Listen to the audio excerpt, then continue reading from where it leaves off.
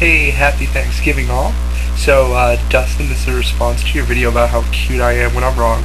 My wife says I'm especially cute when I'm wrong, hence why she married me. I'm cute most of the time because I'm usually wrong.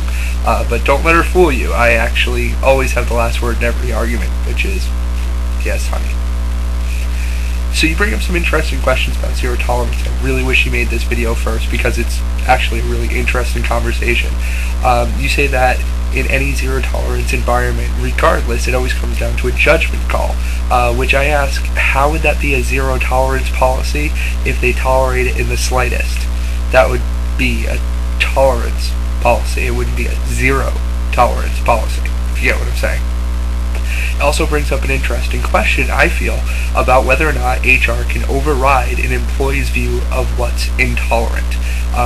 For instance, let's take a zero tolerance policy on hate speech, okay? So if you utter any sort of hate speech whatsoever, it's a zero tolerance policy and you're fired in your first instance.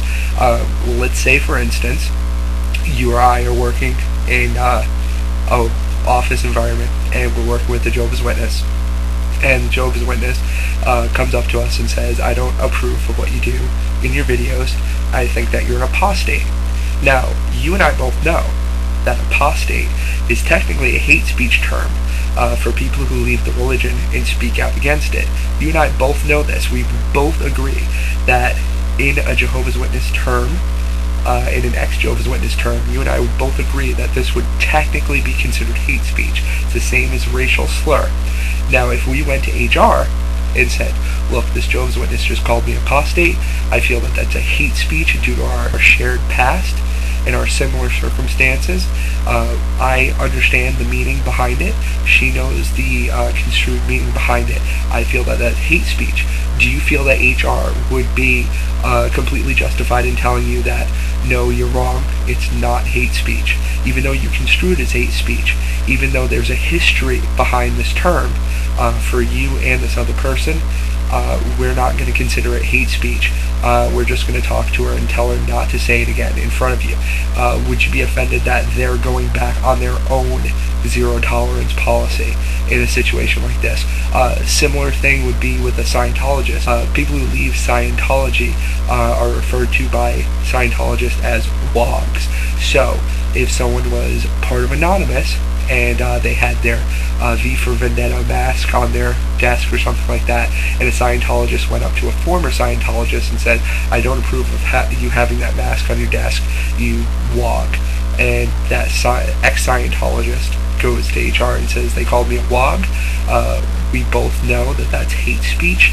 The Scientologist knows that that's a negative term for people who leave Scientology, and I feel that there was hate speech. Would HR have a right in saying that, no, WOG is not technically considered hate speech, even though it does have a history of a hate speech term for Scientologists?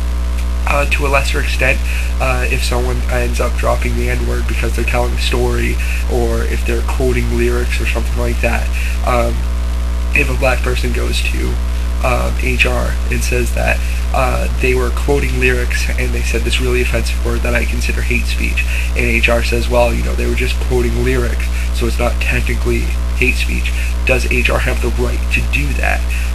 When the offended party goes to HR, I'm just curious, does HR have the right to override that person and tell them that even though you feel that it was hate speech, I'm saying that it isn't, and we'll talk to them about it? Or, you know, do they have to go by that zero tolerance policy that they drew up because of the speech being construed even by one person as hate speech? They're legally obligated by their contract to terminate the speaker because it's a zero tolerance policy. They wrote up a contract, the person signs it saying that it's a zero tolerance policy, they will comply by it, the zero tolerance policy, and they know that if there's one offense because there's zero tolerance, they're going to be terminated from their position. So that's the question.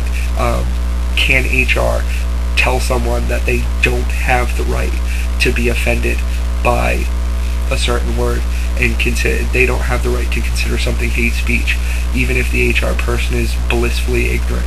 You know, if the HR person has no idea about the Jehovah's Witness and ex-Jehovah's Witness world, do they have the right to say, well, I don't consider apostate hate speech, even though you do. I don't consider it hate speech, so therefore I'm just going to talk to the person and tell them it'd be great if they didn't call you an apostate. So it relates in this situation in that the lesbian would deem his comment as negative. Now bear in mind they have a zero tolerance policy towards negative comments from race, gender, sexual orientation, and religion. So that's a zero tolerance policy. He signed the contract saying it's a zero tolerance. One occurrence could mean that he would be terminated. So when the lesbian goes to HR saying that she was offended by this comment and she feels it was a negative comment, do they have the right to tell her that they do not consider it a negative comment and that they'll just talk to him regarding it, and that they're going to go back on their own contract that they wrote up and had this man sign? They're going to disregard it in this case because they don't feel like it's hate, like it's a negative comment. So if you'd be so kind as to respond to me letting me know if HR has the right to tell people not to be offended by things that people say to them and override their own policies due to their judgment instead of the employee that goes to them regarding the situation. So do they have the right to override an employee who goes into their office and says that I was offended by this, I feel that it falls under our zero tolerance policy for whatever it may be, whether it's a negative comment due to race, gender, sexual orientation, or religion, or if it's a negative, or if it's hate speech, regardless of what it is. If the employee goes to HR saying that this other employee violated that policy to them, does HR have the right to override them and say, no, I don't consider it that case, even though you feel that way? We're going back on our own contract that we wrote up and had this person sign, because our judgment tells us that you're wrong in the situation. Do they have the right to tell people that they cannot be offended by something that someone says? So that's my question to you, Dustin. Thanks so much. Happy Thanksgiving, everyone. Tim Kilgore signing off. Bye. It's zero tolerance around here. Fuck them laws. It's zero tolerance around here. Fuck them laws. It's zero tolerance